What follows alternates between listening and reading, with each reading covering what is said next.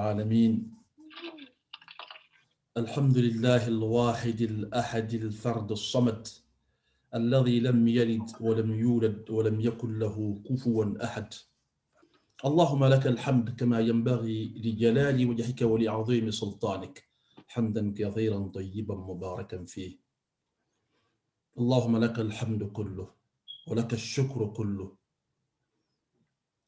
بيدك الأمر كله وإليك يرجع الأمر كله، لا إله إلا أنت. ثم نصلي ونسلم على أشرف خلق الله، على أسعد خلق الله، على أعظم خلق الله، على الحبيب المحبوب، على البشير المبشر يوم المحشر، سيدنا محمد صلى الله عليه وآله وسلم تسليما كثيرا.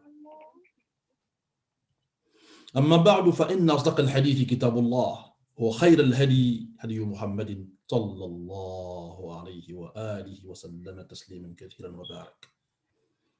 وشر الأمور محدثاتها، وكل محدثة بدعة، وكل بدعة ضلالة، وكل ضلالة في النار، فنعوذ بالله من النار وما يقرب إليها. Alhamdulillah, aujourd'hui c'est le troisième cours, Inch'Allah, toujours initiation à la jurisprudence islamique. Comme les deux autres imams passés, aujourd'hui on est avec une sommité, un océan de savoir.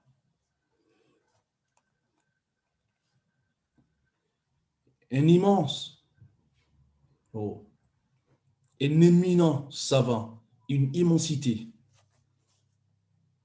dans la science de la charia, dans la jurisprudence islamique. Autant Imam Abu Hanif al-Nu'man était grand, autant Imam Malik était d'une grandeur, autant l'imam al-Shafi'i qui est avec nous aujourd'hui est une immensité.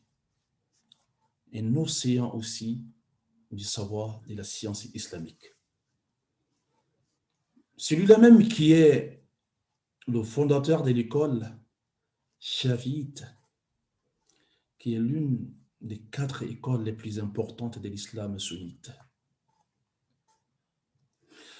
Pourquoi nous avons commencé l'initiation au madhab, l'initiation aux écoles juridiques? Parce que quand on va commencer la jurisprudence, ce sont leurs avis qu'on verra tout le temps.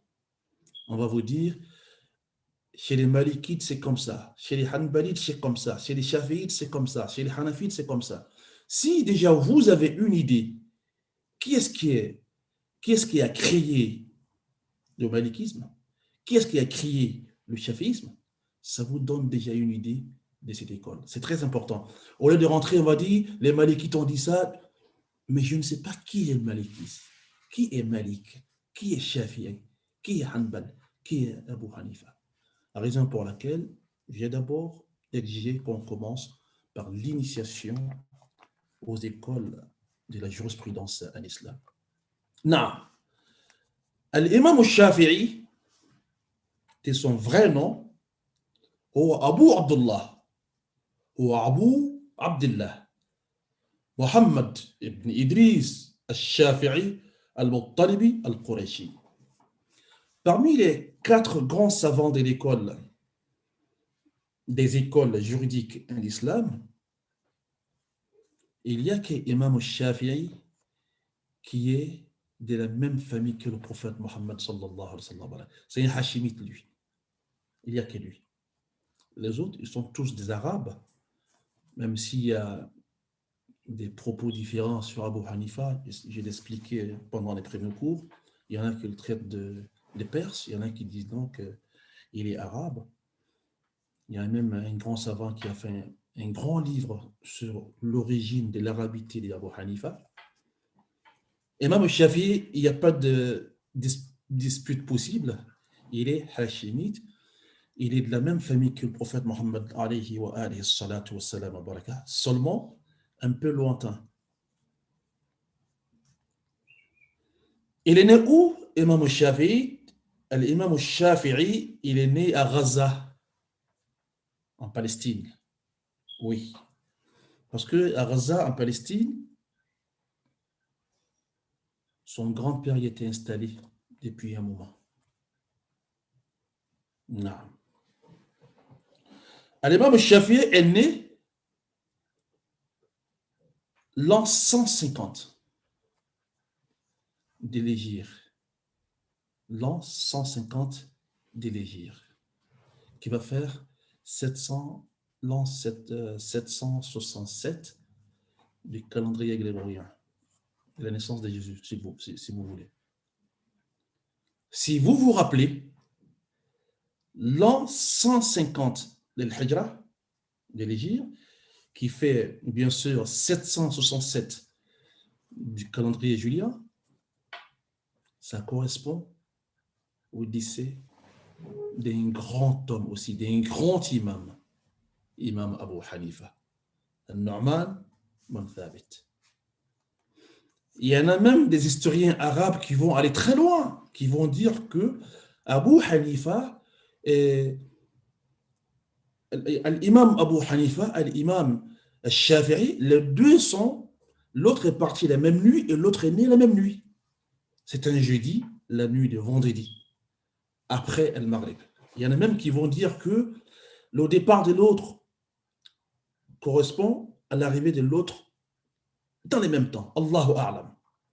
En tout cas, je vous dis ce qui est écrit. Non, ce qu'on peut dire, ce qui est certain, dans les livres de l'histoire, dans les livres d'histoire islamique, c'est que l'imam Abu Hanifa, l'imam Shafi'i, Abu Hanifa est mort, n'est-ce pas, l'an 50 de Hijra, et Imam Shafi'i est né l'an 50 de Hijra. Ça, il n'y a pas d'ambiguïté.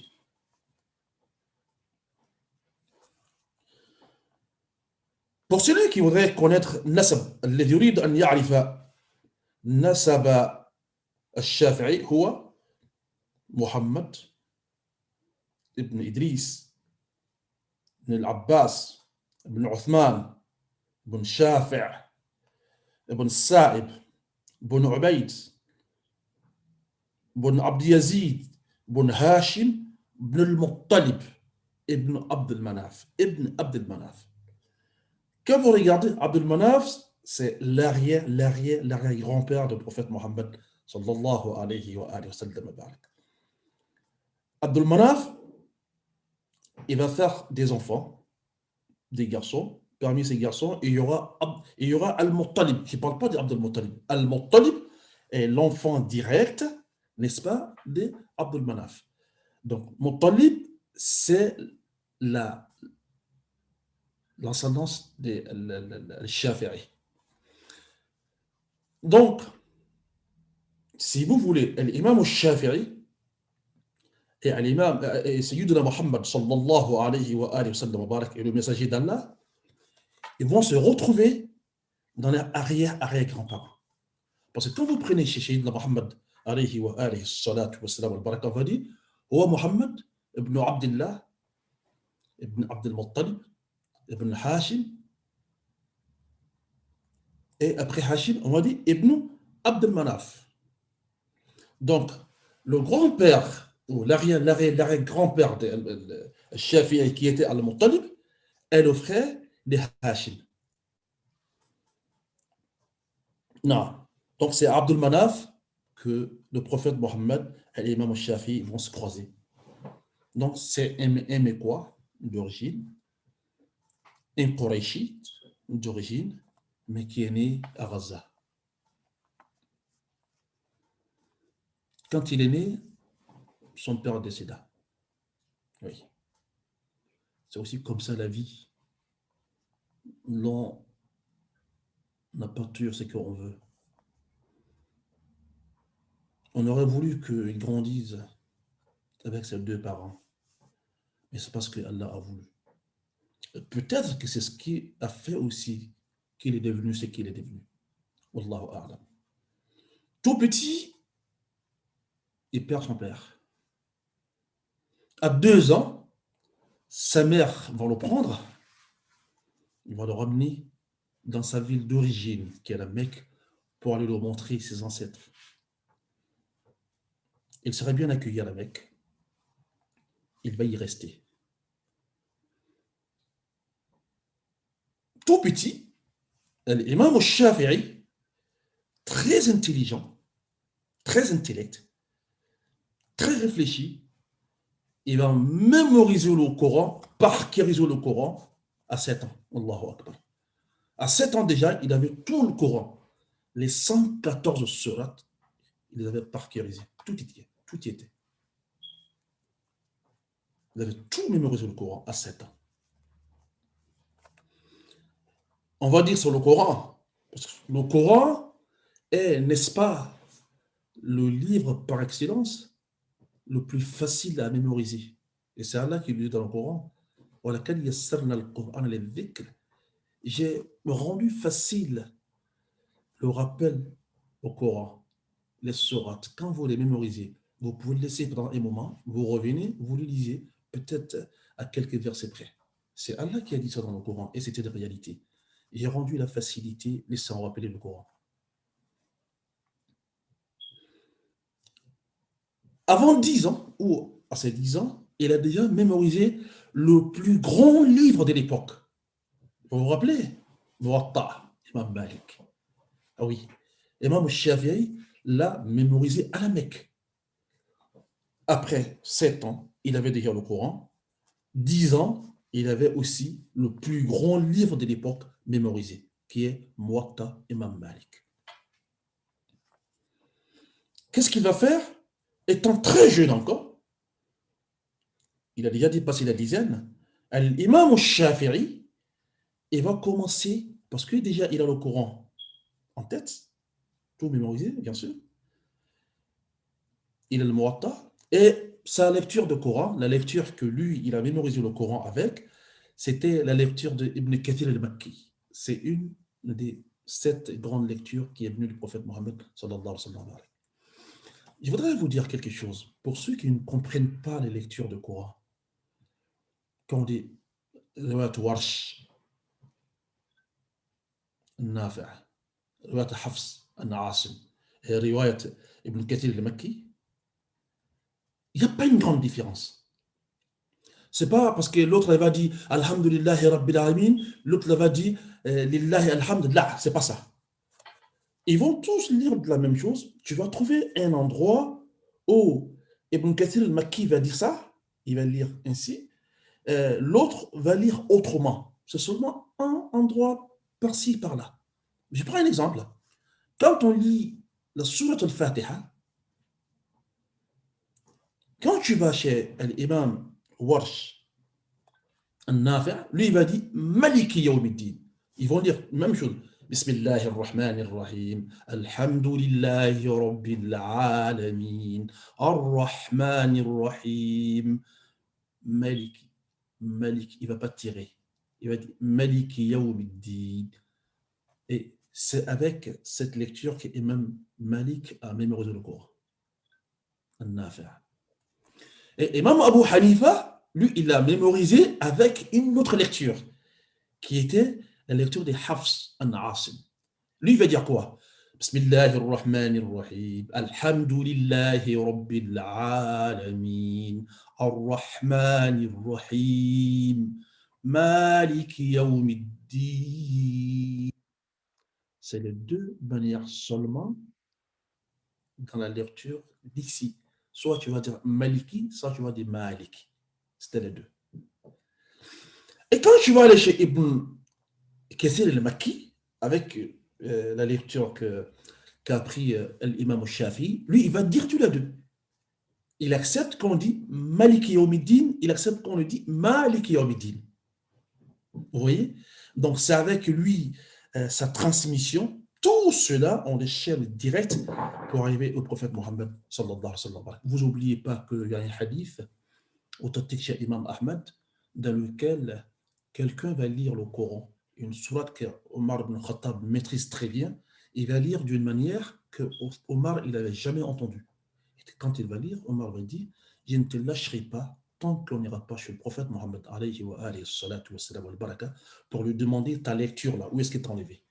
Quand ils vont arriver dans la maison prophétique, c'est l'homme qui incarne la vérité, Sayyidina Muhammad sallallahu alayhi wa sallam, la grandeur personnifiée. Quand ils vont arriver chez lui, Omar va dire, oh le prophète sallallahu alayhi wa sallam, ce monsieur a lu le Coran d'une manière que je n'ai jamais entendue. Je n'ai jamais entendu cette manière. Je voudrais que je nous corrige, en quelque sorte. C'est le sens des hadiths, c'est pas comme ça c'est écrit, mais c'est le sens que je voudrais dire. Alors, le prophète va demander au monsieur de lire le Coran, la même sourate qu'il avait lu. Et il va lire. Il va dire à Omar, il faut lire. Omar va lire, il va dire, mais de la manière que le monsieur a lu le Coran, c'est ainsi c'est descendu. De la même manière que toi tu as lu aussi, c'est ainsi c'est descendu. Pourtant, il y avait une différence entre les deux lectures, pour vous dire que ce sont des lectures qui se terminent par les chaînes de transmission authentiques au prophète Mohammed sallallahu alayhi wa sallam. Non. Donc, Imam Shafi'i, il va se promener à la Mecque, parce que déjà il a le Coran. Après le Coran, il a Muwatta Imam Malik, qui était le plus grand livre de l'époque. Vous n'oubliez pas qu'Imam Malik, il a écrit et il a enseigné dans la mosquée du prophète Mohammed, sallallahu alayhi wa sallam, et tous les oulémas contemporains l'ont accepté. Et ça, c'est très difficile. Un savant peut, n'est-ce pas, écrire, mais ses contemporains acceptent le livre, disent que oui, c'est l'authentique jamais vu. C'était la première fois dans l'histoire de l'islam. Après le Coran on ne le touche pas. Ça, c'est intouchable. Donc, il a le Coran, il a le Muwatta. Qu'est-ce qu'il va faire? Il va se promener à la Mecque pour chercher tous les savants mécois pour apprendre sa religion. Non. L'imam al-Shafi'i, on va remarquer quelque chose en lui, son intelligence de, n'est-ce pas, mémoriser les choses. Il disait que quand je venais chez un cheikh, c'est-à-dire chez un ustad, chez un maître, et qu'il me disait un hadith ou il me disait un avis juridique, par exemple, je le mémorisais avant d'écrire. Qu'est-ce qu'il est intelligent? Je le mémorisais avant d'écrire.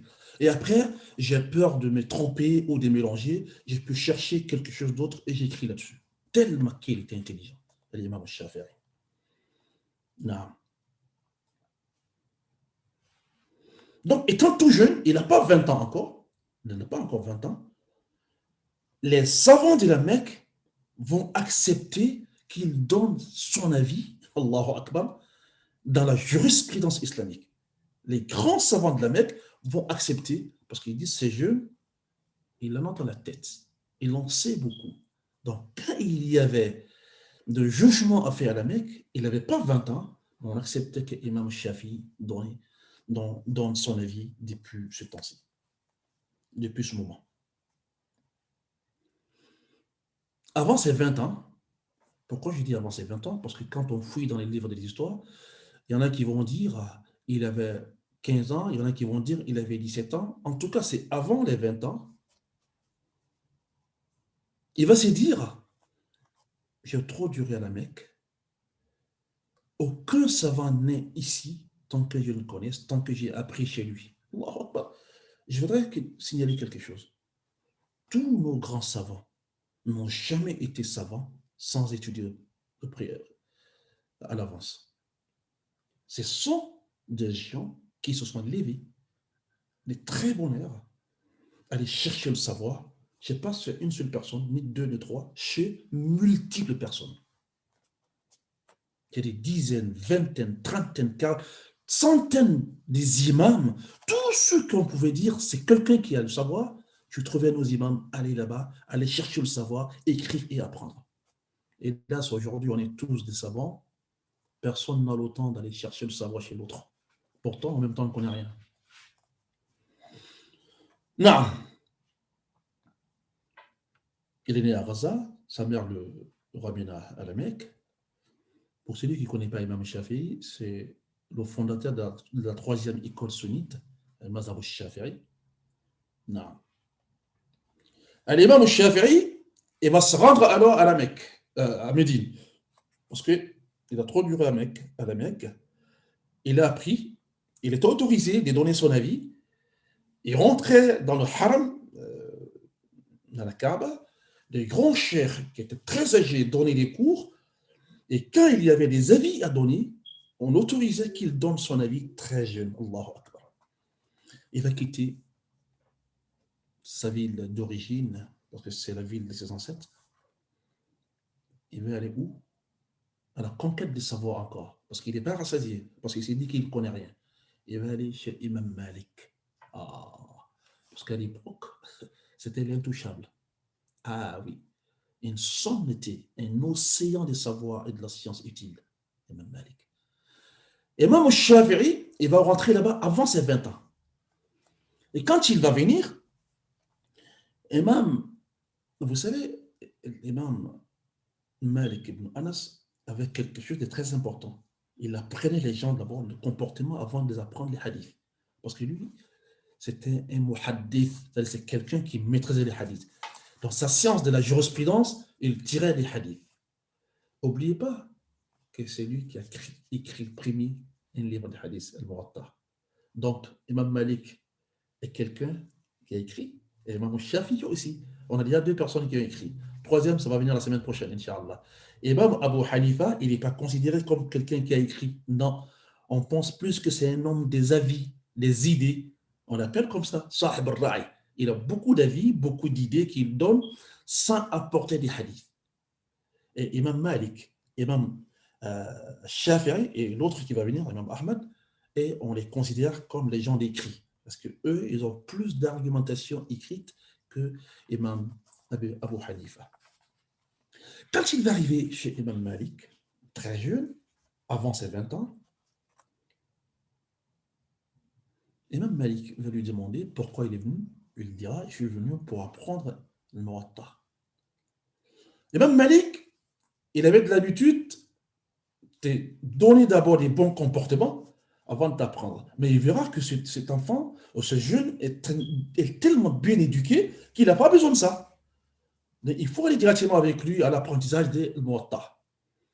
Il va dire à Imam Shafi'i, je vais appeler quelqu'un d'autre qui va venir lire Muwatta et toi, tu vas l'écouter. Il va lui dire non, Shafi'i va lui dire non, je peux le lire.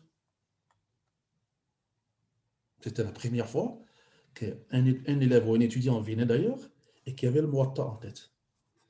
N'oubliez pas, il a une autre particularité, Imam Shafi'i. Étant à la Mecque, il est parti faire des années dans la campagne. Donc c'est un bédouin. وكان في البادية ذهب ليتفصح في اللغة العربية. Il est parti pour aller se perfectionner dans la langue arabe. C'est pourquoi parmi tous les quatre, il est celui qui parle mieux l'arabe qu'eux tous. Ils sont tous des arabes, oui. Mais lui, il parle l'ancien arabe. Vous savez, même chez nous, nous qui sommes nés en ville, souvent quand on se rend au village, on trouve que nos langues maternelles n'est pas pure. Il faut les purifier au village. Donc, langue prend toujours ses racines dans les villages, dans les campagnes, dans les badias. Et c'est ce qu'a fait Imam Shafi'i. Il est resté pendant des années dans une tribu qu'on appelle Zahil. Zahil, c'est une tribu, c'est pas trop loin de la Mecque, mais il a fait exprès aller là-bas parce que la Mecque était déjà devenue une grande ville. En restant là-bas, il ne pourra pas comprendre l'arabe qu'il veut, lui. Donc, il est parti s'émigrer là-bas pour apprendre réellement la langue arabe. Et quand il quittait là-bas, on disait quand il quittait là-bas, il écrivait mieux la poésie arabe, la littérature arabe que les hadiths. Allahu Akbar. Et c'est quelqu'un qui était très, très, très, très intelligent. Imam Malik va lui dire, j'ai mis ça entre les parenthèses, Imam Malik va lui dire, alors comme tu insistes, alors il faut lire le Muwatta, je vais écouter. Ceux qui ont relaté les faits, ils vont dire, il va lire tout le Muwatta. Regardez ce livre comme il est. Imam Shafi va lire tout le Muwatta, quelques mots près. C'est-à-dire, il n'y a pas de différence. Si ce n'est pas quelques mots près. Imam Malik va lui dire, alors, c'est la toute première fois que je vois quelqu'un qui veut venir apprendre Muwatta chez moi et qui l'a déjà en tête. Allahu Akbar. Il va l'aimer. Les premiers conseils qu'il va le donner, il va dire, ah, toi jeune homme, je vois une lumière en toi. Sois quelqu'un qui obéit à Allah. Sois quelqu'un qui a l'amour d'Allah et l'amour de son prophète Mohammed sallallahu alayhi wa sallam barak, pour que cette lumière reste en toi à vie. Si tu restes ainsi, tu seras quelqu'un que l'on parlera de l'histoire, dans l'histoire de l'islam. Oui. A dit vrai Imam Malik ibn Anas. Il a dit vrai. On voyait cette lumière en lui. Si le prophète a dit, sallallahu alayhi wa sallam barak, que dans peu de temps, les gens monteront sur n'importe quelle monture pour aller chercher le savoir et ne trouveront pas un autre savant ce jour-là qui sera plus doué dans la science que le savant de Médine, qui est Malik. Hein, c'est ce que nos frères Malikites disent et c'est ce que beaucoup de savants disent aussi. Il y aura un temps, les gens prendront toutes sortes de montures pour aller chercher le savoir.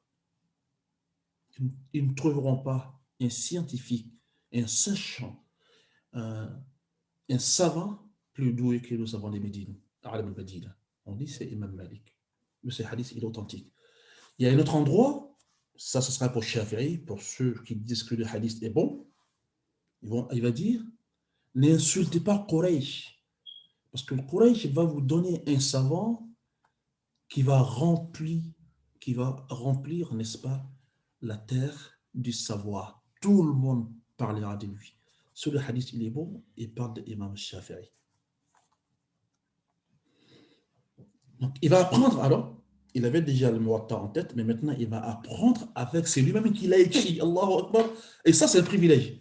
Les autres vont lire le Muwatta, mais lui, il a appris le Muwatta avec celui qui l'a écrit. Donc, il sait l'idée d'Imam Malik. Il comprend qu'est-ce qu'il veut Imam Malik. Et il va rester avec Imam Malik jusqu'au décès d'Imam Malik. Imam Malik va décéder quand, si vous vous rappelez? 179. L'an 179 de El-Hijra. Donc, de la naissance de Shafi'i, 150 de Hijra, au décès d'Imam Malik, il y a 29 ans. Il va arriver chez Imam Malik, il n'a pas 20 ans, donc il va rester avec Imam Malik à peu près 10 ans. À peu près 10 ans. Non seulement il va perfectionner la mémorisation des Muwatta, mais en même temps, il aura d'autres plus savoir qu'il ne savait pas. Parce que Imam Malik n'a pas tout écrit dans Muwatta. Ceux qui causaient avec lui, ceux qui parlaient avec lui, savent qu'il n'a pas tout écrit. Dans le Muwatta, il n'y a que les hadiths. C'est pourquoi le livre de la référence des Malikites, je ne sais pas, Muwatta, même si c'est Muwatta que Imam Maliki a écrit, le livre référent chez eux, chez les Malikites, c'est pas Muwatta, c'est quoi? C'est Al-Mudawwinat. Al-Mudawwinat, ça c'est un livre qui a été fait par l'élève d'Imam Malik, que vous le connaissez, Ibn al-Qasim, Abdurrahman ibn al-Qasim. C'est lui qui a écrit Sou'ila Malik, Sou'ila Malik, on a demandé Malik, on a demandé Malik. C'est comme ça. Tout est comme ça dans Mudawwinat. On a demandé Malik. Malik a donné son avis dans ça. Donné son avis. Donc, les avis des Malik ici sont solidifiés avec ce qu'il a écrit dans le Muwatta. Non. Donc, Imam Shafi'i va avoir ce privilège. Il va rester avec lui jusqu'à la mort de Imam Malik. Après, il va dire quoi? Il va dire toujours je ne connais rien. Pourtant, étant à Médine, il n'est pas resté que avec Imam Malik. Oui, c'est Imam Malik qui est son professeur, son maître attitré à Médine. Mais tous les savants des Médines contemporains, il passait chez eux pour apprendre ce qu'ils ne savaient pas. Allahu Akbar. Non. Et il va se rendre, après la mort d'Imam Malik, rahimahumullah jami'an, il va se rendre où? Yémen, parce que sa mère était d'origine yéménite. Non. Il va aller voir là-bas aussi. Il va trouver des très grands savants là-bas aussi. Allahu Akbar. Il va apprendre avec eux encore. Imam Shafi'i. Non. Après ça, Imam Shafi'i, qu'est-ce qu'il va faire? Il va se dire toujours, je ne connais absolument rien. Il a fait la Mecque pendant des années. Après la Mecque, il est parti à Médine pendant des années. Après Médine, il va à Yémen pendant des années. Après, il va se dire que non, je ne connais toujours rien. Il va se rendre en Irak. Naam. Parce qu'il a entendu parler de quel fiqh? Des fiqh Abu Hanifa. Fiqh Abi Hanifa. La jurisprudence, c'est lui qui donnait plus des avis sans les preuves. Sans les preuves du Coran, de la Sunna, on va dire bien sûr. Mais c'était des avis bien réfléchis. Hein? Vous savez, on a déjà dit dans les cours précédents, les argumentations d'Abu Hanifa. Donc, il va se rendre où maintenant? Il va se rendre en Irak. Non, pour la première fois. Cette fois-ci, il va se rendre auprès de l'un des plus grands savants de l'époque, Al-Hassan al-Shaybani, Mohammed ibn Hassan al-Shaybani, lui, vous le savez, qui a étudié aussi chez Imam Malik, c'est l'un des élèves de Imam Abu Hanifa qui allait étudier chez Imam Malik.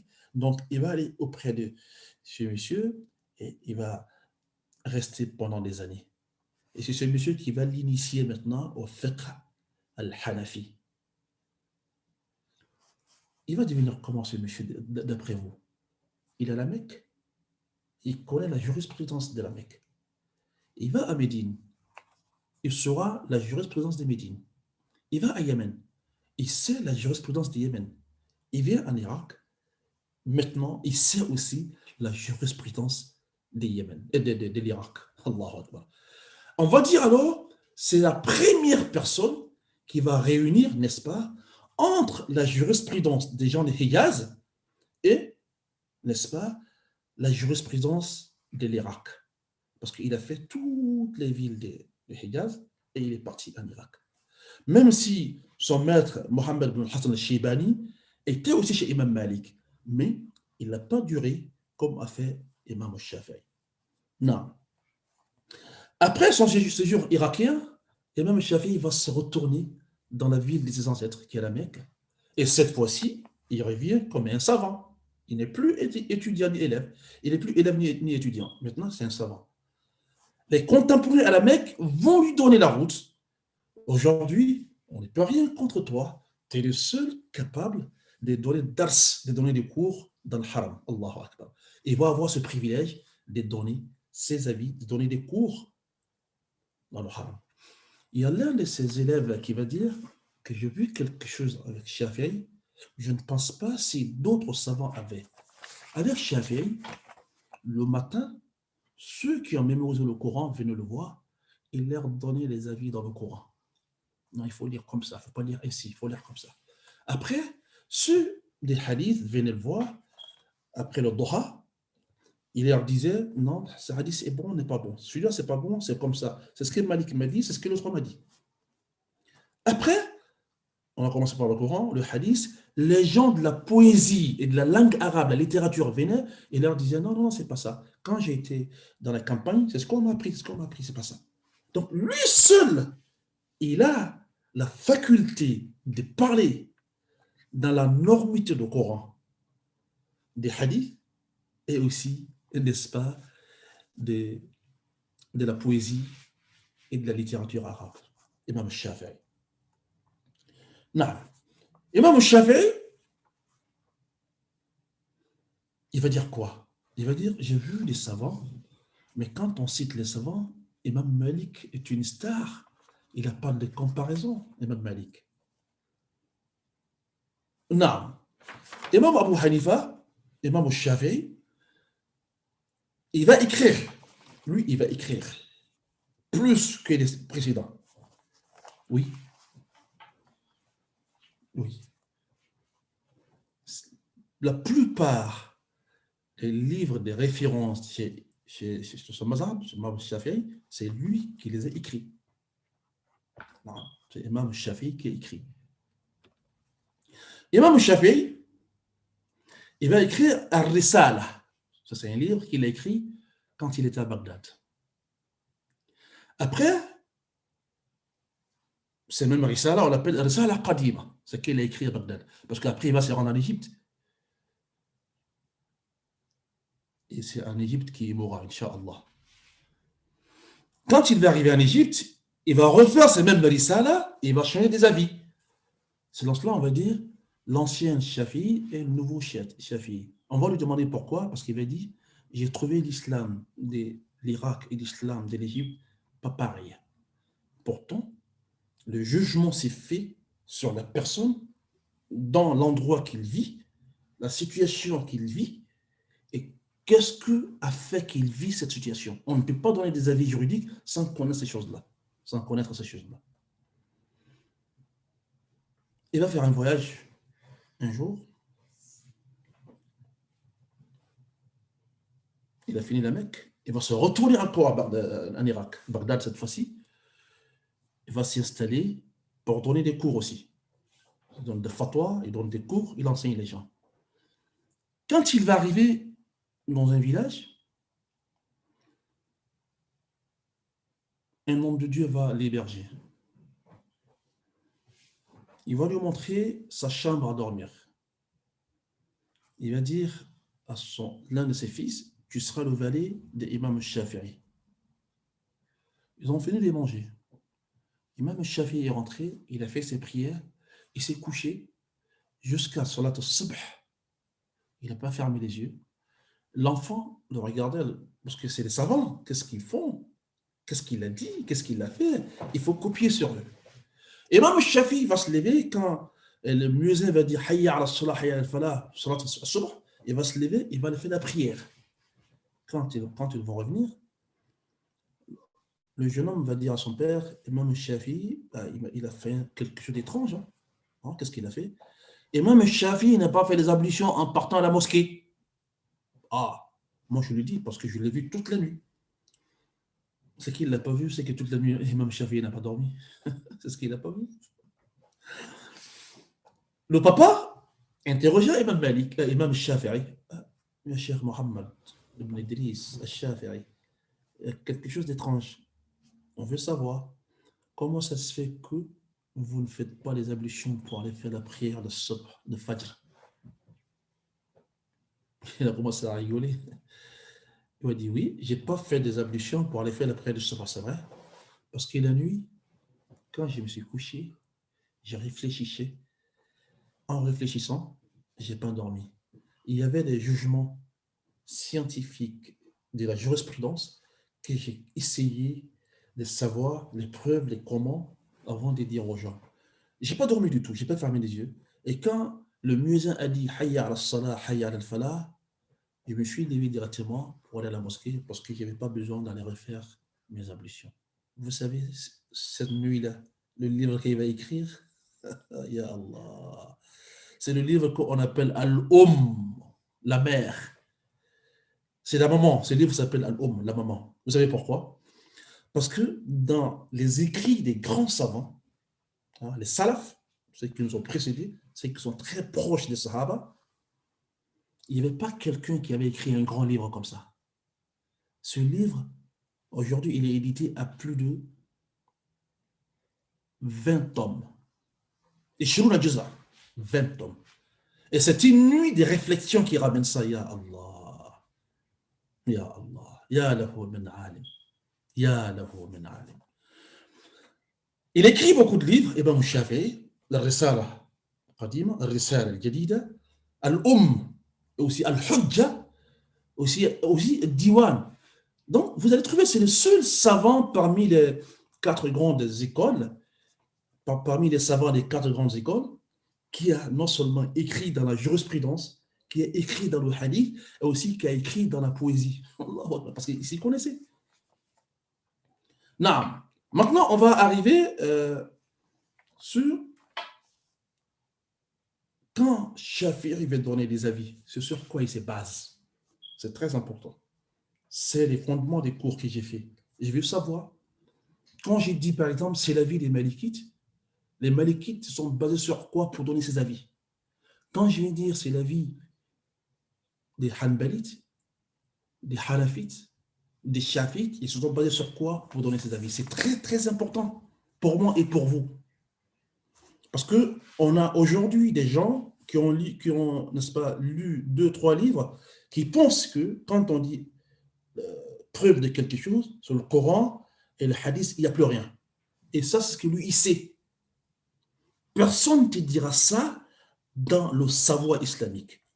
Les premières sources de la législature, ça reste toujours le Coran, et après, c'est la Sunna. Même la Sunna, comment s'y prendre? J'ai déjà expliqué quelque chose, comment s'y prendre?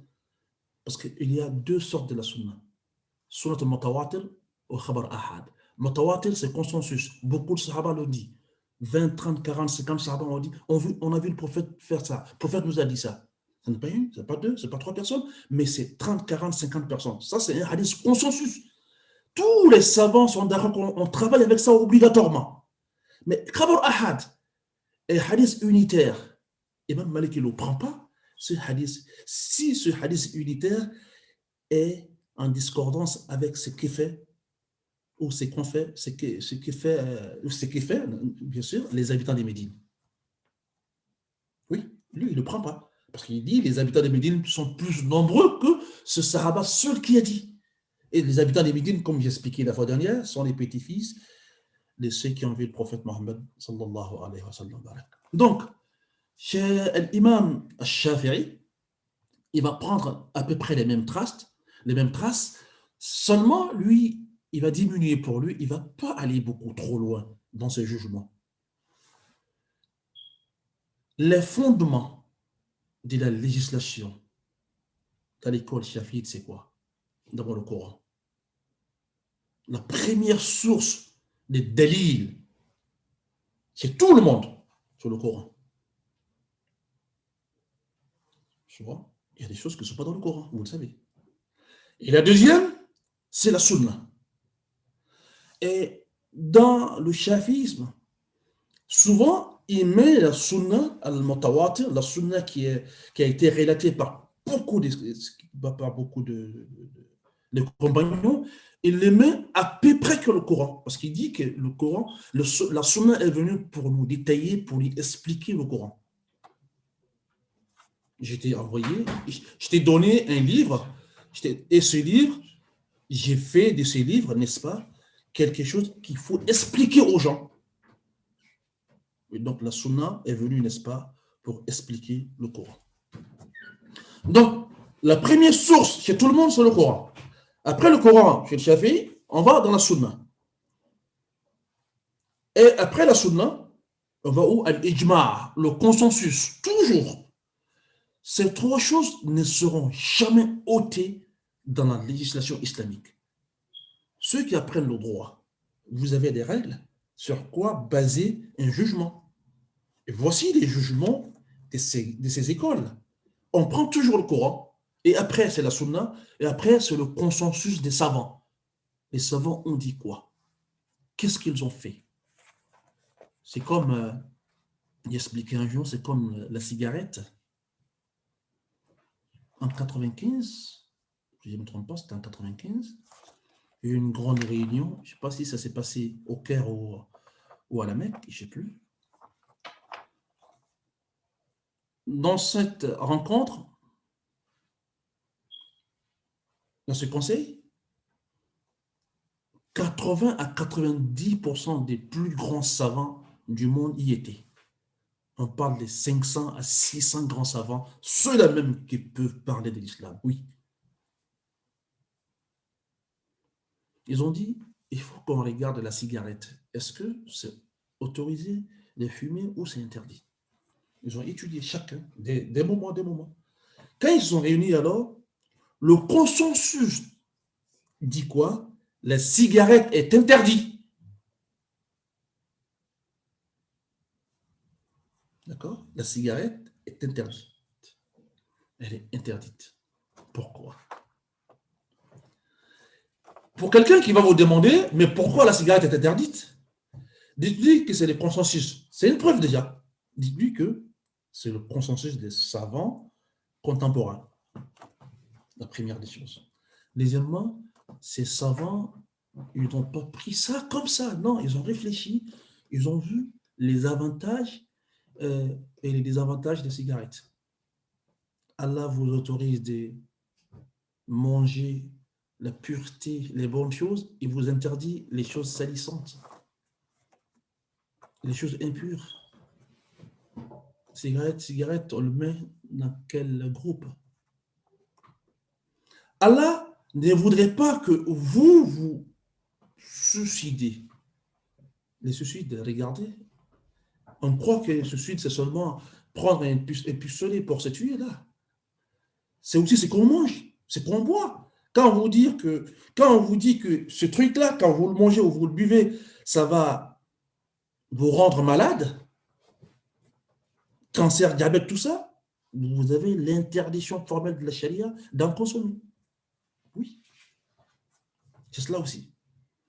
Donc, le consensus est la troisième source de la législation islamique.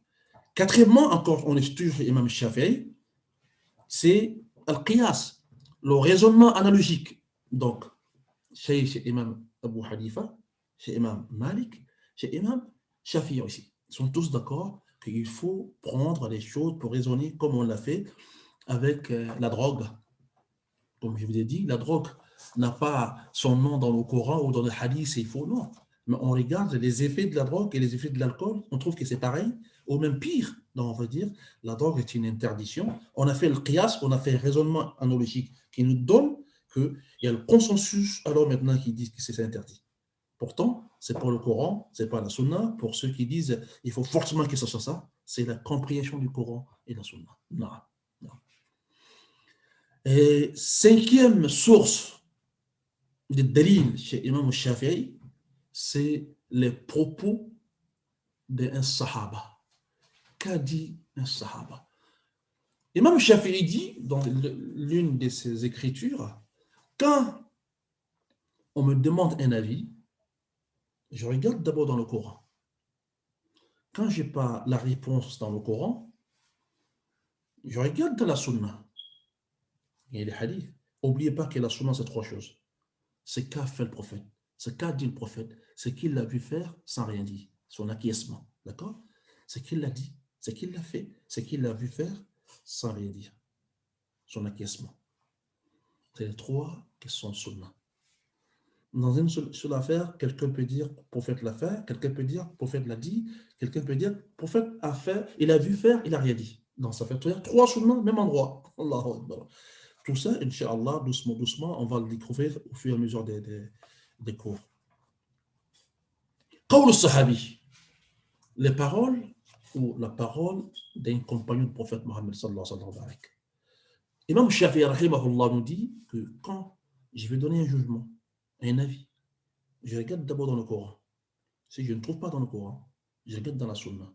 Si je ne trouve pas dans la Sunna, je regarde dans le consensus des oulémas, des savants. Est-ce qu'ils sont d'accord sur ça ou pas? Si je ne trouve pas, je regarde dans le raisonnement analogique. Est-ce que je peux raisonner? Est-ce que je peux prendre un jugement antérieur pour juger là-dessus?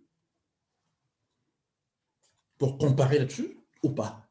Si je ne trouve pas, alors je cherche parmi les propos d'un compagnon du prophète Mohammed, de Sayyidina Mohammed sallallahu alayhi wa sallam. Parce que ses compagnons, radiyallahu anhu, il a vu le messager d'Allah. Il a entendu le messager d'Allah, même s'il est unitaire, même si ce sont les hadiths unitaires, je vais l'accepter parce que je préfère prendre un hadith unitaire que de prendre mon propre avis. Vous voyez la sincérité de ces savants. Ils ont été sincères. Quand ils disent c'est haram, c'est pas pour un but de se donner à Allah. Quand ils disent c'est halal, c'est pas pour un président ou pour un roi ou pour faire plaisir à quelqu'un des politiques là. C'était des gens carrés. C'était des gens qui savaient ce qu'ils voulaient. Non. Malheureusement, Imam Shafi'i ne va pas vivre longtemps.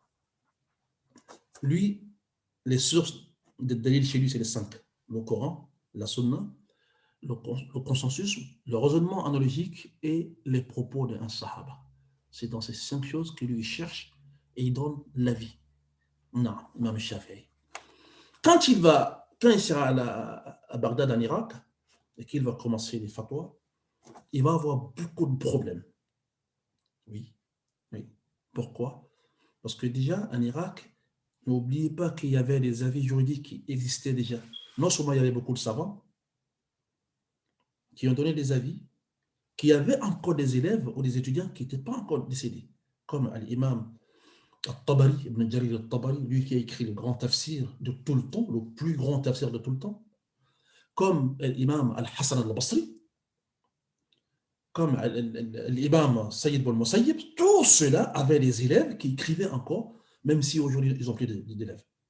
Donc, il va rentrer en Irak, mais il y a déjà des avis. Et n'oubliez pas que l'imam Abu Hanifa y était. Donc, quand il va commencer à donner des avis, il va avoir beaucoup de problèmes parce que ses avis, à lui, sera entre l'avis d'Imam Malik et l'avis d'Abu Hanifa. Il sera entre les deux. On dit, ben, c'est quel nouveau savant encore qui vient donner des avis juridiques? Il ne dit pas que Malik a dit, il ne dit pas non plus Abu Hanifa a dit. Mais moi, Shafi'i, quand je regarde le Coran, quand je regarde les hadiths, quand je regarde le consensus des savants, quand je regarde le raisonnement analogique, quand je regarde les propos de l'un des compagnons de saint messager d'Allah, je trouve que c'est comme ça. Ah oui, ça commence à choquer les gens. Il va décider, après un temps, de s'émigrer où ça serait une autre terre, une terre de savoir, une âme. Il va s'émigrer au Caire, Al-Qahira, Dunya. Le Caire est la maman du monde, dans tout ce que vous voulez. Quand il va y être, il va commencer encore, n'est-ce pas, à enseigner son avis là-bas. Aussi, il va trouver beaucoup de difficultés là-bas aussi, parce qu'il y avait déjà le Malik qui était déjà installé, il y avait déjà le Hanafi qui était déjà installé. Non, il va avoir beaucoup de problèmes à donner son avis, mais il va faire parce que c'était l'imam, on lui a donné l'autorisation de donner des fatwas, de donner des dars de cours, donc il donnait des cours avec son avis, et il donnait ses avis, ses jugements dans des trucs qu'on lui demandait. Jusqu'à il y a des propos qui vont dire qu'il a eu beaucoup de problèmes avec les Malikites de l'époque qui ne voulaient même pas qu'on lui donne la parole parce que, selon eux, ils ramenaient un nouvel avis qui n'était pas favorable à la leur, qui n'était pas favorable au leur. Donc, c'était le problème. Mais chaque savant, c'est comme ça. Et même Malik a eu des problèmes. Et même Abu Hanifa a eu des problèmes. Même si ce sont ceux-là les précédents. Et même Shafi'i aussi. Et même Shafi'i, son plus grand élève, qui va plus écrire sur lui après sa vie, c'est Rabi' ibn Sulaiman al-Maradi. Rabi' ibn Sulaiman al-Maradi, c'est lui, étant en Égypte, les gens partaient lui demander, parce que Shafi'i, il a fait ces 5 dernières années de sa vie, parce qu'il est parti en Égypte l'an 199. Il va décéder en Égypte l'an 204. Toujours de Hijra, l'an 204 de Hijra, il va décéder en Égypte. Il est né quand? Je dis, il est né l'an 150 de Hijra. Il est mort l'an 204 de Hijra, qui fait l'an 767 du calendrier de Julien et à l'an 820. Dans le calcul arabe, il a eu 54 ans. Mais dans le calcul grégorien, il a eu 53 ans. Vous voyez. Et même Malik, qui a vécu parce que 85-86 ans, je pense, et même Abu Hanifa, qui est parti au-delà des 70, et lui, il a eu que 50. Mais regardez la puissance de l'homme, la puissance de savoir de l'homme, et surtout sa crainte de Dieu. Parce que c'est écrit sur lui aussi que Imam Shafi'i, il finissait le Coran toutes les semaines. Parce qu'il avait déjà parcourisé, il avait déjà en tête. Donc, il lisait le Coran entièrement toutes les semaines. On va dire, ah, mais c'est difficile. Oui, c'est pas difficile quand on veut et quand on se donne ce temps. Et surtout quand Allah met de la baraka dans ton temps. Parce que quand tu consacres un temps pour Allah, Allah met la baraka dedans. Donc, ce que tu voudrais faire pour ce temps-là, Allah va t'aider à le faire. Mais seulement nous, on est beaucoup paresseux aujourd'hui. On ne veut rien faire, on veut tout avoir sans rien faire. Donc, Imam Shafi'i, il lisait le Coran intégralement une fois par semaine. Il y en a même qui vont dire plus, hein, mais Allah. Imam Shafi'i, Quand vous regardez aujourd'hui, dans l'école Shafi'ite, regardez toutes les grandes écoles. École Hanafite, école Malikite, école Shafi'i, école Hanbalite.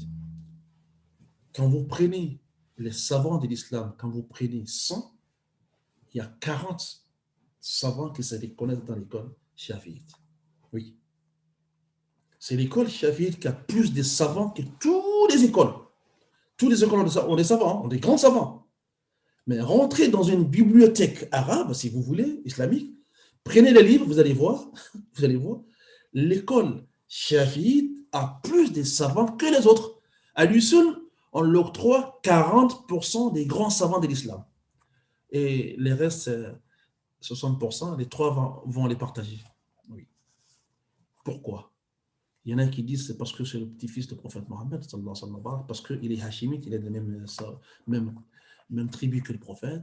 Les gens apprécient beaucoup, étant musulmans, on a un cœur, on est avec eux, les hachimites, parce qu'ils nous ont donné quelqu'un qui n'est jamais égalé, qui est Sayyidina Mohammed. Il y en a qui vont dire non, le fait que Imam Shafi'i a pu réunir les savoirs des Hijaz, Makkah, Médina, les savoirs du Yémen, les savoirs de l'Irak, et à lui seul, il avait tous ces savoirs, et à lui seul, il a pris un avis juste entre tous ces savoirs. Ça fait de lui que les grands savants, avant même de se spécialiser, quand tu regardes les livres, il va dire non, je trouve que Shafi'i, il est beaucoup droit que les autres, lui, à son avis, donc il prend Shafi'i. Donc Imam Shafi'i, à lui seul, il a 40%, n'est-ce pas, des grands savants de l'islam. Imam Shafi'i, un jour, il y aurait une discussion entre lui et l'un de ses maîtres, qui est Imam Malik. Imam Malik, vous voyez, je vais vous dire quelque chose. Ce savant, il n'y a pas de divergence dans les choses, dans les bases. Non. Les avis sont pareils, sont identiques. Les bases de l'islam, salat al-subh, 2 rakats, salat al-asr, 4 rakats, dhuhr, 4 rakats. Il faut sortir la voix haute, la voix basse. Il n'y a pas de discussion dans ce truc-là. La discussion, c'est souvent dans les manières. Comment fait et quel hadith a dit. Imam Malik va dire un jour, il est en train de donner des cours, il va dire celui qui se fie à Allah entièrement, même s'il ne fait absolument rien, il est couché à la maison, Allah va le nourrir. Allah va lui donner sa subsistance. Shafi'i n'est pas d'accord. Il était encore étudiant chez Imam Malik. Quand ils vont finir le cours, il va aller chez son maître. Il va dire, Imam, ce que vous avez dit, moi je ne suis pas d'accord. Imam Malik va le sortir des hadiths dans lequel le messager d'Allah, Sayyiduna Muhammad sallallahu alayhi wa alihi wa sallam, barakallahu salli وسلم وبارك بكمالك وجمالك على أشرف وأسعد مخلوقاتك سيدنا محمد صلى الله عليه وآله وسلم عدد خلقك ورضا نفسك وزينة عرشك ومداد كلماتك ملء السماوات وملء الأرض وملء ما فيهما وملء ما بينهما وملء ما شئت من شيء بعد اللهم صل وسلم وبارك على سيدنا محمد دائما وأبدا وسرمدا. Malik va prendre le hadith, il va dire le prophète Mohammed alayhi wa sallam nous a enseigné si vous aviez la crainte d'Allah et vous confiez à Allah comme il se devait, Allah allait vous donner votre subsistance comme il donne la subsistance d'un oiseau. Il sort le matin, ventre vide, et se retourne le soir, ventre plein. Et même Malik va prendre les premiers propos de Sayyidina Muhammad sallallahu alayhi wa sallam. Si vous avez la crainte d'Allah et vous vous confiez à Allah. Donc il va dire à Imam Shafi'i, qui est Mohammed bin Idris, c'est mon avis. Imam Shafi'i va dire, Imam, moi je ne suis pas d'accord. Moi, mon avis, on a cette crainte, on a cette confiance à Allah, mais il faut sortir pour aller chercher, sinon Allah est capable de tout, mais il ne te donnera pas. Ils vont rester comme ça. Imam Shafi'i va sortir un jour, il va aller en dehors de Médine. En revenant, il ramène des dates. C'est son maître qui est Imam Malik. Donc, il fait direct avec les dates chez Imam Malik. Ah, Allah m'a donné ces dates, je ne peux pas manger sans te donner ta part. Imam Malik il va dire, ah, Shafi, je t'avais dit, si on s'est confié à Allah comme il se doit, il va nous nourrir comme il nourrit les oiseaux. Ah, Shafi va dire, non, Imam, je t'avais dit aussi qu'Allah dit, que le prophète dit, sallallahu alayhi wa sallam, dans ce même hadith, le oiseau sort ventre vide et rentre ventre plein. Imam Malik dit, moi j'ai rien fait, j'étais couché ici, j'ai demandé à Allah qu'Allah me donne à manger. Toi tu me l'as ramené. Allah t'a demandé de me le ramener. Oui, parce que moi, Shafi'i, Allah m'a demandé d'aller chercher aussi. Est-ce que vous voyez la nuance entre les deux là? C'est le même hadith. Quelqu'un a compris, Imam Malik a compris, qu'on peut être couché là, Allah vient nous donner si on s'est confié à Allah. L'autre dit oui, je me confie à Allah, mais il faut que je me lève pour aller chercher de quoi. Allah, ça, ce sont des savants ceux-là. L'un de ses élèves à Bagdad, quand il donnait des cours, l'un de ses élèves va l'entrecouper publiquement, qui ne va pas accepter ce que Imam Shafi'i a dit. Imam Shafi'i, il n'était pas content, il a recadré, et ses élèves, a fait une semaine, il ne vient pas au cours. L'imam Shafi'i se déplace, il va chez lui. Qu'est-ce qui se passe? Parce que vous savez, quand vous arrivez, quand vous atteignez, n'est-ce pas, un degré de savoir, vous ne pouvez plus enseigner ceux qui ne savent rien, mais vous êtes dans l'obligation d'enseigner ceux qui savent. C'est cela. Imam Shafi'i avait atteint ce niveau-là. C'était Mujtahid. Abu Hanifa, Mujtahid. Imam Malik, Mujtahid. Imam Abu Hanifa, Mujtahid. Malik, Mujtahid. Shafi'i, Mujtahid. C'est-à-dire ceux qui font des efforts pour nous donner des avis. Oui, mais l'élève va lui dire, mais j'ai essayé de dire à la fois dernière, tu n'as pas aimé, pourtant moi j'avais la vérité. Il va dire, mais qu'est-ce que tu ne comprends pas? Allah a fait tellement facile, Allah a rendu tellement facile cette religion. On est d'accord sur 99% des choses. Une seule chose, on n'est pas d'accord. Tu te coupes de moi. Ben, si toi, tu ne veux pas venir, moi, je viendrai vers toi. On va faire les cours ici. Parce que ce n'est pas à cause de cet avis qu'on va se séparer. L'islam est immense. Et l'océan de savoir de l'islam est infini.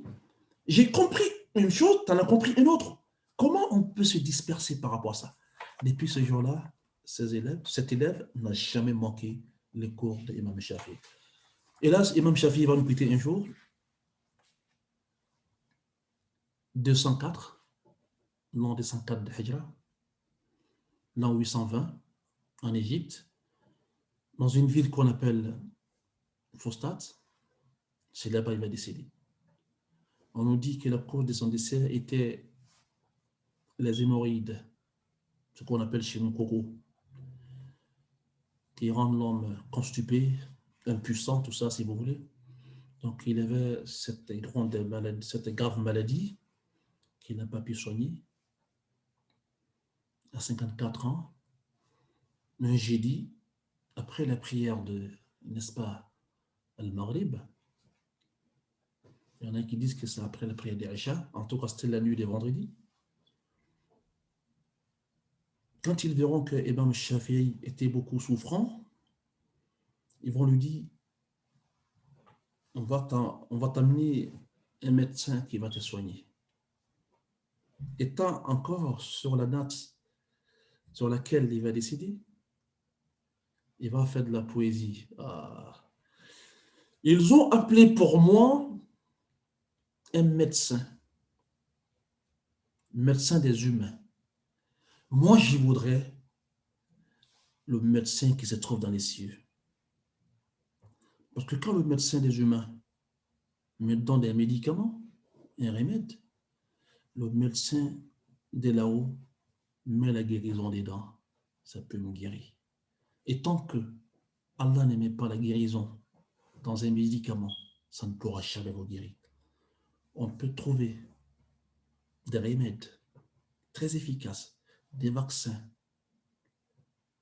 mais quand la baraka d'Allah n'est pas dedans, ce vaccin, ce remède peuvent même être quelque chose de meurtrier. Et même,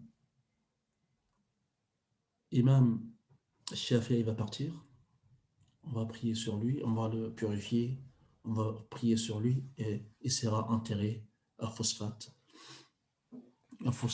en Égypte. Chers musulmans, chers élèves, chers étudiants, les cours d'aujourd'hui sont finis.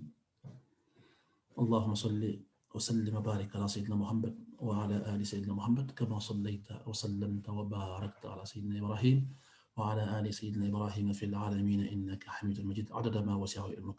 Allahumma la ilma lana illa ma 'allamtana fa'allimna ma yanfa'una وانفعنا مما علمتنا وزدنا علما والحمد لله رب العالمين.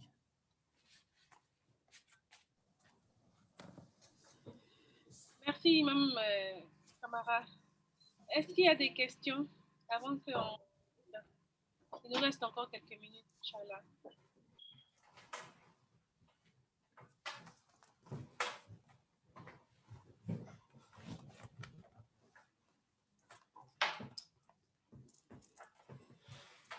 Assalamu alaikum. Salatullah wa barakatuh. Assalamu alaikum. Alaykum salatullah wa barakatuh. Au fait, je n'ai pas compris le quatrième point des preuves de l'imam Shafi'i. Vous avez dit qu'il énumère 5 points pour justifier ses avis. Maintenant, le quatrième point, c'était raisonnement analogique. Je ne sais pas trop ce que c'est. On a déjà expliqué ça dans le passé. Hein. Bon, peut-être que c'est qui déjà? C'est Ouattara Mamadou. Je pense que peut-être que vous n'y étiez pas. Donc, ça, c'est des termes juridiques qu'on dit. Un raisonnement analogique. On a même un exemple. Hein. Un raisonnement analogique, c'est quoi? Dans le Coran et dans la Sunna, c'est-à-dire les propos de Saint-Prophète Mohammed sallallahu alayhi wa sallam, la Sunna, c'est 3 choses. C'est qu'a dit le prophète, c'est qu'a fait le prophète, c'est qu'il a vu faire sans rien dire. On appelle acquiescement. Donc l'acquiescement, les faits et les dits, c'est les 3 qui font ce Sunna. Le Coran et la Sunna nous disent clairement que l'alcool est interdite. La consommation de l'alcool est interdite. D'accord? L'alcool est interdit. Maintenant, on a une autre chose qui n'est pas l'alcool, mais qui fait les mêmes effets que l'alcool, qui est la drogue. Le nom de la drogue n'est pas mentionné ni dans le Coran ni dans les hadiths. Pour interdire, n'est-ce pas, la drogue, les savants, qu'est-ce qu'ils vont faire? Les savants vont, n'est-ce pas, ils vont prendre un raisonnement analogique. J'espère que le frère Ouattara me suit. Hein? Oui, je suis. Voilà. Qu'est-ce qu'ils vont faire? On prend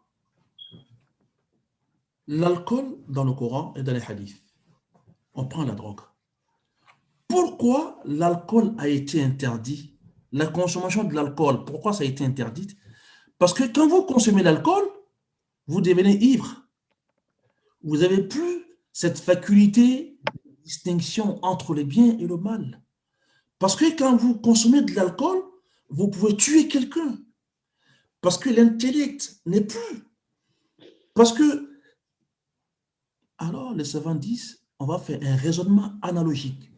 Je pense que dans la philosophie, il y a 3 raisonnements qui ne me reviennent pas actuellement, mais on a fait ça dans la philosophie. Il y a 3 raisonnements. Inch'Allah, je vais chercher ça prochainement pour amener. Et le raisonnement analogique est le raisonnement qui prend ses sources d'une autre chose qui est déjà là. Ouattara, il me fait comprendre? Oui, il y a bel bien. Donc, la consommation de la drogue devient haram parce que la drogue fait les mêmes effets que l'alcool qui est haram dans le Coran. C'est des raisonnements analogiques. Ok, je comprends. Du coup... Et on peut même dire pire, parce que quelqu'un qui boit de l'alcool, peut-être qu'il peut s'arrêter, mais quelqu'un qui boit de la drogue, qui fume de la drogue, il ne sait pas aller un peu plus loin. Donc, la 3e ou 4e source de la législation, c'est Imam Shafi'i, pour donner des avis, c'est des raisonnements analogiques, c'est tout le monde. Hein? Imam Shafi'i, Imam Malik, Imam Abu Hanifa, même l'imam qu'on verra la semaine prochaine, Inch'Allah, c'est tous les imams sont d'accord sur ça. Si on ne raisonne pas, et il y a des choses maintenant qui n'étaient pas dans le temps prophétique. Vous êtes d'accord avec moi? Et ces choses qui n'y étaient pas dans le temps prophétique, si on ne fait pas de raisonnement analogique pour les autoriser comme c'était autorisé, pour les interdire comme c'était interdit, ces choses-là vont rester comme ça. Donc, il faut faire toujours des raisonnements analogiques pour interdire les choses qui étaient interdites, si c'est pareil, si c'est semblable, pour autoriser les choses qui étaient autorisées, si c'est pareil, si c'est semblable. Et c'est comme ça, c'est ce qu'on appelle dans la jurisprudence les raisonnements analogiques. Souvent, il y a des termes qui sont un peu propulse et spécial pour le fiqh, pour la jurisprudence, comme dans le droit normal, le droit public, le droit privé, quand vous rentrez, il y a des termes spéciaux pour le droit aussi. C'est un peu comme ça. Oui, merci beaucoup, j'ai compris. Du coup, quelle est la différence entre le quatrième point, le troisième point? Le troisième point, vous avez dit consensus des savants. Oui. Et c'est pas trop similaire par hasard. Pas trop... Le consensus des savants, et l'autre, c'est pas pareil. Je vous explique. Al-Ijma, c'est quoi?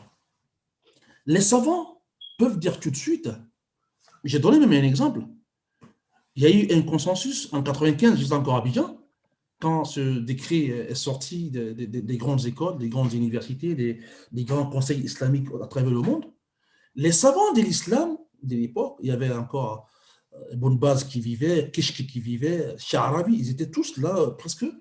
Je ne sais pas si la réunion s'est faite en Arabie Saoudite ou en Égypte, j'ignore un peu, mais ils sont tous réunis après des mois d'études pour analyser, pour dire, n'est-ce pas, pour dire un avis juridique sur la cigarette. Tu ne peux pas dire que la cigarette, c'est la drogue, c'est pas pareil. Il n'y a pas les mêmes effets. En conclusion, les savants de l'islam sont tombés tous d'accord, il y a eu l'unanime, il y a eu le consensus que la cigarette est interdite. Maintenant, le consensus des savants, quand tu regardes pourquoi ils se sont mis d'accord, tu vas trouver des arguments.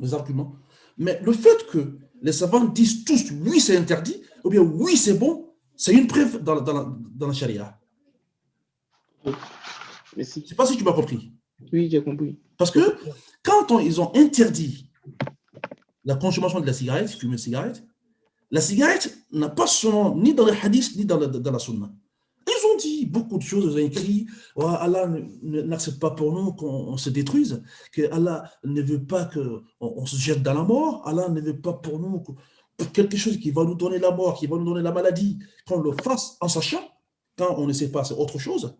Toute nourriture, de cela je vous dis, toute nourriture, quand vous savez que la consommation de cette nourriture pourra me tuer, vous avez l'interdiction islamique de la consommer. Donc, ça, c'est le consensus qui a dit en 95 que la cigarette est interdite. Et aujourd'hui, cette consensus est là. Aucun savant renommé de sur quoi, qui connaît, qui a la maîtrise. Mais ijtihad, c'est quelque chose, ijtihad, ça veut dire l'effort. Ijtihad, c'est quelque chose, il faut atteindre ce niveau-là. Ce n'est pas tout le monde. Beaucoup de savants, mais peu de gens qui peuvent faire l'ijtihad. Ijtihad, on a atteint un niveau. On comprend tout ce qui est dans le Coran. On comprend tous les hadiths. On comprend la langue arabe, la source. On arrive à manipuler comme il se doit. On connaît tous les avis. Et maintenant, on peut prendre son propre avis. On peut donner des efforts. Donc, c'est pourquoi il y a beaucoup de savants, mais il n'y a pas beaucoup qui peuvent donner des avis. Je pense que je me suis fait comprendre. Ok, merci. Si il y a une dernière question, mais peut-être quelqu'un d'autre a une question, comme on a déjà fini. Donc, laisse les autres alors. Ok. Moi, je ne sais pas s'il y avait une main levée. Salam alaikum. Attendez, moi, je n'entends pas très bien avec mon truc. Alaikum salam. Ouais, j'ai une question, peut-être soit une précision à apporter et puis une question. Est-ce que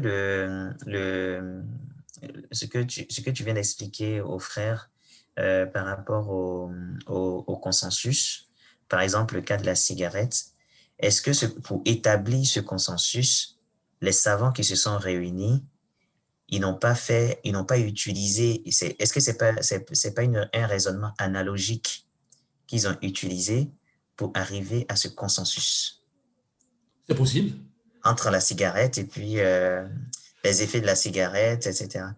Est-ce qu'on peut utiliser, en gros, est-ce que le raisonnement analogique est plus une méthode pour faire l'ijtihad, et quand ça débouche sur un consensus, ça devient une source de jurisprudence? D'accord, j'ai bien compris ce que tu veux dire. Sache, cher ami, cher frère, que le raisonnement analogique et ijtihad, c'est deux sources différentes. D'accord? Mhm. Mais l'un peut se retrouver dans l'autre, ou l'une peut se retrouver dans l'autre. Quand, par exemple, les savants seront tous d'accord, l'unanime, que la cigarette est interdite, ils vont argumenter. Dans l'argumentation, ce que j'ai vu écrit, si je ne me trompe pas, la cigarette nuit à la santé. Tout ce qui est nu à la santé n'est pas bon. La cigarette donne telle maladie avec le temps. Tout ce qui peut nous donner la mort à plus fait, c'est interdit. Ça, ce sont des argumentations qu'ils vont donner, ils vont rassembler, ils vont dire oui, on est tous d'accord aujourd'hui que c'est interdit. Ce n'est pas forcément un raisonnement analogique qui va leur dire oui, c'est interdit, c'est pas interdit. Ce n'est pas forcément ça. Dans le consensus, ils regardent beaucoup de choses. Ils regardent le Coran, ils regardent les hadiths, ils regardent les avis des autres savants passés, et ils regardent aussi le raisonnement analogique. C'est pourquoi je t'ai dit, ça peut s'y retrouver là-dedans, comme il peut ne pas se retrouver là-dedans. Je pense que j'ai été clair. C'est très clair, c'est très clair. Voilà. La deuxième question que j'avais, tu as parlé d'Hassan al-Basri. Oui. Les soufis parlent beaucoup d'Hassan al-Basri. C'était un soufi, c'était un sunnite, il était qui, Hassan al-Basri?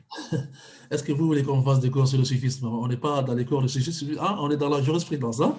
Je vais enlever une nuance tout de suite là. Il faut comprendre que le soufisme n'a jamais été une école juridique.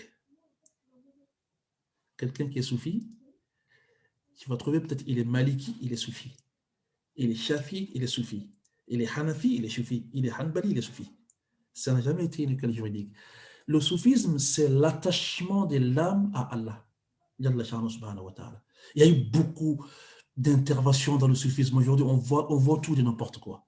Le vrai soufi, c'est celui qui ne se sépare jamais d'Allah. C'est pourquoi tu vas trouver dans les livres d'ailleurs qui disent que tous nos grands savants étaient des soufistes. Oui, c'est écrit.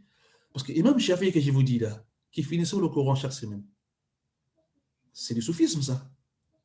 Imam Ahmad, quand on va étudier, qui faisait le zikr, la ilaha illallah wahdahu la sharika la lahul mulk, des millions des fois. Et Imam Malik, qu'on a vu la semaine dernière, qui, subhanallah, alhamdulillah, astaghfirullah, la ilaha illallah, qui étaient ces paroles à lui, ce sont des choses, le soufisme, je dis le sens, je ne dis pas ceux qui sont là aujourd'hui, parce qu'il faut distinguer entre le sens réel du soufisme et ce qui se passe aujourd'hui avec les changements, les bidas qu'on a mis dedans, des avis contradictoires qu'on a mis dedans. Je reprends un grand soufiste, par exemple, un très grand soufiste qu'on appelle Abdul Qadir al-Jailani. C'est un Hanbali, c'est un très grand Hanbali, c'est-à-dire de l'école d'Ahmed bin Hanbal. Lui, partout où tu le voyais, même Hassan al-Basri, hein, comme tu dis, Hassan al-Basri, il est beaucoup soupçonné pour ça aussi. Il était quelqu'un, Qul wallahu ahad, Allahu samad, était son dhikr comme, peut-être par jour, il pourrait dire des millions de fois. La ilaha illallah wahdahu la sharika, des millions de fois. Il atteint un niveau, tout ce qu'il voyait, ça s'est réalisé. Tout ce qu'il disait, c'était la vérité. Mais c'est quelqu'un qui connaissait le dîn. Quand il va dans le mazhab de Imam Ahmad, qu'on verra la semaine prochaine, Inch'Allah, c'est quelqu'un de très, très considéré dans le mazhab de Imam Ahmad. Un jour, quelqu'un va apparaître à lui. Il va dire, oh imam, Cheikh Abdul Qadir al-Jailani, tu es arrivé à un niveau, même si tu ne fais plus la prière, Allah t'a pardonné. Allahu Akbar. Qu'est-ce qu'il va dire? Il va dire, ôte ma route, toi t'es shaitan. Toi t'es shaitan. Parce que même le prophète n'a pas laissé la prière. Sallallahu alayhi wa sallam. Ça veut dire quoi? C'est quelqu'un qui était attaché à Allah et qui connaissait la charia. Mais c'est ça qui trompe beaucoup de gens aujourd'hui. Parce qu'il a fait des dhikrs, il a fait des songes, il a fait ça. Mais est-ce que tes songes que tu as fait, c'est compatible avec la charia ou pas? Est-ce que tout ce qui t'a été dit, c'est des trucs vrais? Est-ce que tous les rêves que l'on fait sont exacts? Est-ce que tout ce qu'on voit, tout ce qu'on attend sont des réalités là? Imam Abdul Qadir al-Jailani a pu se débarrasser des shaitans comme ça. Donc, quand on voit aujourd'hui qu'il y a les grands des tariqas qui disent que moi, je ne prie pas le vendredi, parce que le vendredi, le prophète vient vers nous. Subhanallah, quoi. Le prophète qui est derrière nous, lui-même priait les vendredis. Pourquoi toi, Donc, on dit très souvent, pour être un grand soufite, il faut être quelqu'un qui maîtrise la charia. Donc, tous nos grands savants, je dis bien, tous nos grands savants étaient des gens des dhikr. Parce que le nom de soufisme va venir après. Après, on va dire oui, comme il faisait beaucoup de dhikr, il était soufi. Mais ils étaient tous des gens qui étaient très attachés à Allah, y compris à Hassan al-Basri. C'est quelqu'un, même le jour de sa mort, ils vont retrouver un chapelet avec lui. Et quelqu'un va lui dire, oh, Hassan, toi, tu es un grand savant. Tu meurs encore avec le chapelet? Il va dire, écoute, je ne l'ai jamais laissé étant vivant, je ne le laisserai pas à ma mort. C'est avec ça que mon Seigneur va avoir pitié de moi. Parce que je le dis tous les jours. La ilaha illallah, wahdahu la sharika lahu lahul mulku wa lahul hamdu wa ala kulli shay'in qadir. Je le dis au nombre de fois que je ne sais même plus. Et quand vous savez, vous et moi, que le prophète nous dit, sallallahu alayhi wa sallam, dans un hadith que chez le Bukhari ou Muslim, une personne qui dit La ilaha illallah wahdahu la sharika lahu lahul mulku wa lahul hamdu wa ala kulli shay'in qadir 10 fois par jour, Allah lui donne la récompense de quelqu'un qui a franchi, je pense, un esclave parmi les fils d'Adam. Et quand tu le dis 100 fois, Allah te parle de shaitan. Aucun shaitan, aucun djinn ne pourra te rivaliser ces jours-là. Allah te parle de shaitan. Tu rentres dans l'amour d'Allah. Et aussi, Allah te donne la récompense de quelqu'un qui a franchi 10 personnes des enfants d'Adam. Donc, imagine quelqu'un qui récite ça 1 million de fois par jour. Ou 300 000 par jour. Donc, il rentre dans le hesn, c'est de la protection divine. Ça n'a rien à voir avec le non-soufisme qu'on va dire ou pas. Mais je dis bien, je reprends, tous nos grands savants étaient des gens attachés à Dieu. Ils faisaient des dhikr nuit et jour pour être en contact permanent avec Allah Jalla Sha'nu subhanahu wa ta'ala. Non. J'espère que j'ai été compris. Hein. Oui, Inch'Allah. Je vois que Maxime veut poser une question là. Maxime. Salam alaikum wa rahmatullahi wa barakatuh. Wa alaykoum salam wa rahmatullahi wa barakatuh. Ma question c'est... Bon, attends Maxime, attends, parce que mon truc il est très faible au retour. Oui, Maxime. Moi, c'est les règles concernant souvent les salades, souvent la salade du vendredi. Vu que Imam Shafi, il a étudié le malikisme, il a étudié le hanafisme. Par exemple, en tout cas pour la connaissance que j'ai, chez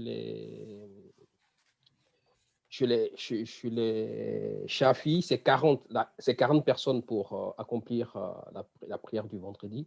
Il faut au minimum 40 personnes. Chez les Malikites, c'est 12 personnes qu'il faut. Et chez les Hanafi, c'est 3 personnes. Donc, en fait, qu'est-ce qui fait cette différence, on va dire, au niveau du nombre de personnes qu'il faut pour pouvoir faire la prière du vendredi? Parce que, merci Maxime. Parce qu'il n'y a pas un hadith clair là-dessus. C'est-à-dire que le prophète sallallahu alayhi wa sallam nous ordonne avec l'ordre de Dieu qui dit « Idha nudiya lis-salati min yawm al-jumu'ah fas'aw » quand on fait l'azan du jour de vendredi, allez-y faire la prière. Quand il dit cela, quand il demande aux gens, il n'a pas déterminé dans un hadith bien explicite, un hadith bon, combien de personnes il faut pour faire le Jumu'ah.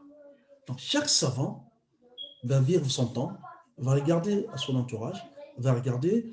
Imam Malik, il dit, lui, il a trouvé des habitants de Médine, parce que ce n'est pas tout le monde qui venait prier dans la mosquée du prophète Mohammed. Sachez ça, même dans le temps du prophète, ce n'est pas tous les sahaba qui venaient tous les jours faire la prière derrière le prophète Mohammed. Donc, il a trouvé des gens de Médine qui se réunissaient dans les périphéries de Médine à partir de 15 personnes pour monter. Parce qu'il y avait déjà un imam, parce qu'il y avait déjà une dizaine de personnes qui pouvaient écouter. Shafi, il n'a pas vu, aucun hadith n'a parlé de ça. Shafi a vu ça comme un avis d'Imam Malik. Et Shafi, quand il fait non seulement ses voyages et qu'il voit les autres savants, il ne trouve pas non plus de hadith qui signifie obligatoirement nombre de personnes avant de faire le salat. Donc, on va rentrer dans le ijtihad. Dans le ijtihad, pourquoi il va plus parler du nombre des 40? Parce qu'il va se dire que le prophète nous dit, sallallahu alayhi wa sallam, si quelqu'un d'entre vous meurt et que 40 personnes, des bons musulmans, prient sur lui, Allah va lui pardonner. Donc, le nombre de 40 chez lui, c'est venu du prophète Mohammed, sallallahu alayhi wa sallam. Pourtant, c'est un effort, le prophète ne parlait pas forcément de salat al-Jumu'ah. Non, là, il parle de salat de mortier, là. Mais le nombre vient de chez lui comme ça. Ahmad a dit, notre homme, ils ne sont pas d'accord sur combien de personnes qui fait qu'on doit faire le Jumu'ah. Ils ne sont pas d'accord. Bon, moi, je pense, alhamdulillah, aujourd'hui, on n'a pas trop ce problème ici. Quand on fait un Jumu'ah, quand on fait le Jumu'ah chez nous ici, minimum de personnes, on est déjà à 100 personnes. Donc, alhamdulillah. Mais ce sont des avis, peut-être qui seront importants à un moment donné, dans des endroits donnés. Et surtout, on interdit tout maintenant. Quand on est musulman en Europe, c'est des problématiques. Il y a des lois qui sortent tous les jours, tous les jours. Peut-être qu'il y a des moments qui vont arriver et les savants vont s'asseoir, on va regarder, parmi tous ces mazhab, c'est lui qui sera peut-être adéquat, et ce sera mazhab Abu Hanifa encore, qui sera encore le plus facile, à partir des 3 personnes, parce que lui, il dit salat al-jama'a, pour faire la prière de jama'a sur 3 personnes. Donc, quand il y a 3 personnes, on fait le jama'a. Bah, pourquoi on interdit le jumu'ah à partir de 3 personnes? Vous voyez, Shafi'i, il a étudié chez Imam Malik, il a étudié fiqh Hanbali, fiqh al-Hanafi, excusez-moi, mais il a donné son avis aussi, parce qu'il n'y a aucun hadith qui détermine le nombre de personnes pour faire salat al-Jumu'ah. La raison pour laquelle il y a des efforts en islam. Ceux qui disent qu'il n'y a pas d'efforts, ben, je pense que voici un endroit encore où on doit faire des efforts. Wallahu a'lam. Ok. Je pense qu'on a dépassé l'heure. Hein? Oui, on a dépassé là, effectivement. Ah, alhamdulillah. Donc, on va arrêter pour aujourd'hui ici. Inch'Allah. اللهم صل وسلم وبارك على سيدنا محمد وآل سيدنا وسلم تسليما كثيرا. اللهم صل وسلم وبارك على سيدنا ونبينا وقدوتنا سيدنا محمد وعلى آله وصحبه وسلم تسليما كثيرا. عدد خلقك ورضا نفسك وزينة عرشك ومدار كلماتك. اللهم صل وسلم وبارك على سيدنا محمد النبي الأمي الحبيب المحبوب وعلى آله العالي القدر العظيم الجاه وعلى آله وأصحابه في كل لمحة ونفس بعدد كل معلوم لك. ربنا آتنا في دنيا حسنة وفي الآخرة حسنة وقنا عذاب الدنيا وقنا عذاب النار وأدخلنا الجنة مع الأبرار يا عزيز يا حكيم يا رب العالمين. ربنا لا تزغ قلوبنا بعد إذ هديتنا وهب لنا من لدنك رحمة إنك أنت الوهاب. اللهم رحمتك نرجو فلا تكلنا إلى أنفسنا طرفة عين ولا أقل من ذلك وأصلح لنا شأننا كله لا إله إلا أنت نستغفرك ونتوب إليك. اللهم رحمتك نرجو فلا تكلنا إلى أنفسنا طرفة عين ولا أقل من ذلك وأصلح لنا شأننا كله لا إله إلا أنت نستغفرك ونتوب إليك. اللهم رحمتك نرجو فلا تكلنا إلى أنفسنا طرفة عين وأصلح لنا شأننا كله لا إله إلا أنت نستغفرك ونتوب إليك. اللهم صل على محمد وعلى آله وسلم والحمد لله رب العالمين وآخر دعوانا أن الحمد لله رب العالمين. La semaine prochaine, Inch'Allah. Assalamu alaikum wa rahmatullahi wa barakatuh. Alaykoum salam wa rahmatullah. La semaine prochaine. Waalaikum salam wa rahmatullah.